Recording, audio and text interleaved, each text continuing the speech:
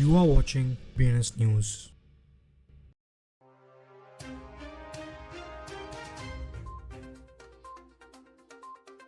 आज की headlines. South Korean crypto exchanges ने 2023 में $82 मिलियन के रोमांस स्कैम ट्रांजैक्शंस को ब्लॉक किया। चाइनीज फंड जाइंट हार्वेस्ट ने हांगकांग एसएससी को spot bitcoin ETF application submit किया। यूएस सैंक्शंस से डॉलर्स कमजोर होगा और डिजिटल रूबल को बूस्ट मिलेगा। हांगकांग के स्टेबल कॉइन्स को रेगुलेट करने की रेस ग्लोबल इन्वेस्टमेंट हेवीवेट्स को अट्रैक्ट कर रही है। यील्ड मैक्स ने bitcoin options income strategy ETF के लिए एप्लीकेशन फाइल की।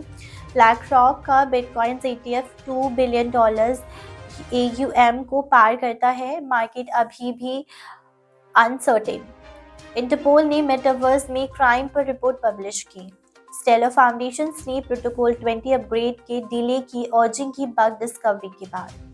Stand with crypto lobby group का कहना है कि 18 यूएस सेनेटर्स प्रो क्रिप्टो है। बाइनेंस लैब्स ने स्काई आर्क क्रॉनिकल्स के फंडिंग क्लेम्स को डिनाई किया। अर्जेंटीना के माइली का कहना है कि डॉलराइजेशन नजदीक है। बिटफार्म्स पैराग्वे में एक्सपैंड कर रहा है। पॉलीगन फाउंडर ने वेब3 को इंटरनेट लेवल सक्सेस प्राप्त करने के लिए की पॉइंट्स ब्रेक डाउन किए। साउथ कोरियन क्रिप्टो एक्सचेंजेस ने कहा है कि उन्होंने पिछले साल रोमांस स्कैम से जुड़े $82 मिलियन के ट्रांजैक्शंस को ब्लॉक किया था।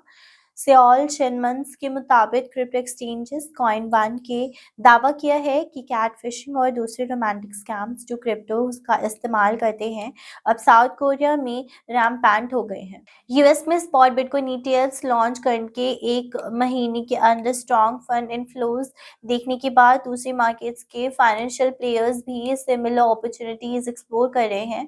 पिछले हफ्ते 26 जनवरी को चाइना के सबसे बड़े फंड कंपनीज में से एक हार्वेस्ट हांगकांग ने सिक्योरिटीज एंड फ्यूचर्स कमीशन से स्पॉट बिटकॉइंस ETF अप्रूवल के लिए अप्लाई किया। एक लीडिंग रशियन इकोनॉमिस्ट ने दावा किया है कि American sanctions ultimately global economy में यूएस डॉलर की भूमिका को कमजोर करेंगे और क्रॉस बॉर्डर अडॉप्शंस को डिजिटल रूबल के लिए मदद करेंगे। हांगकांग स्टेबल कॉइन्स को रेगुलेट करने की दिशा में तेजी से बढ़ रहा है, जो ग्लोबल इन्वेस्टमेंट पावर हाउसेस को कंसिडरेबल अटेंशन ड्रॉ कर रहा है। हांगकांग मॉनेटरी अथॉरिटी इस साल से पहले क्वार्टर में एक stable coin regulatory sandbox launch करने की तैयारी कर रहा है, जो फाइनेंस के सिग्निफिकेंट प्लेयर्स में जैसे कि हार्वेस्ट फंड के इंटरनेशनल आर्म में इंटरेस्ट पिक्विड कर रहा है। फाइनेंशियल फर्म्स यील्ड मैक्स ने United States Securities and Exchange Commission को bitcoins options income strategy ETF launch करने के लिए एक एप्लीकेशन सबमिट की है।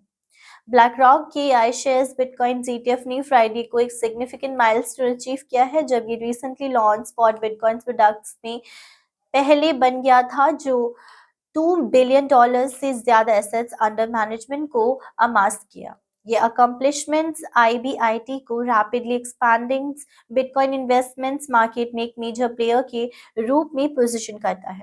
इंटरनेशनल क्रिमिनल पुलिस ऑर्गेनाइजेशंस, जो इंटरपोल के नाम से जानी जाती है, ने एक रिपोर्ट इशू की है जो मेटावर्स को लॉ एनफोर्समेंट पर्सपेक्टिव से देखती है। रिपोर्ट मेटावर्स में इलीगैलिटी को कंसिडर करती है, जिसमें Meta crime, metaverse forensics, governance और लॉ एनफोर्समेंट एजेंसीज के फेवर में इसका इस्तेमाल करने की अपॉर्चुनिटी शामिल। स्टेलर डेवलपमेंट फाउंडेशन के स्टेलर ब्लॉकचेन पर स्मार्ट कॉन्ट्रैक्ट अपग्रेड को स्टेलर कोड V20.1.0 में एक बग फाइंड करने के बाद जनवरी के एंड तक डिले किया गया है।